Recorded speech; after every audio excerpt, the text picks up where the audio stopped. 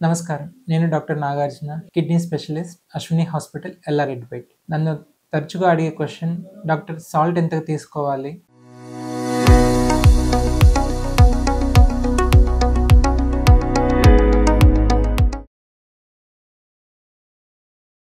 మార్కెట్‌లో different salts అవైలబుల్‌గా ఉన్నవి. ఏ సాల్ట్ బెటర్ అనేది.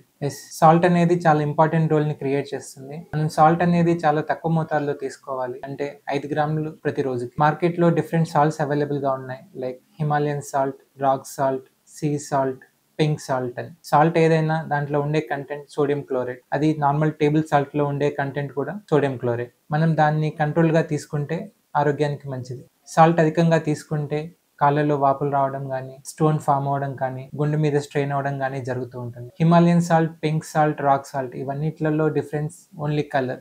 బట్ ఫిజియలాజికల్‌గా సేమ్ ఉంటుంది. అఫ్‌కోర్స్ హిమాలయన్ సాల్ట్‌లో కొన్ని మినరల్స్ ఉంటాయి. ఐరన్, మెగ్నీషియం వంటివి. బట్ మనకి శరీరానికి కావాల్సినంత మినరల్స్ ఈ సాల్ట్ ఒక్కటే అందుబాటులోకి తీసుకురాలేదు. సో, సాల్ట్‌ని మోడరేషన్‌లో ఉంచండి. ఆరోగ్యాన్ని జాగ్రత్తగా కాపాడుకోండి. Thank you.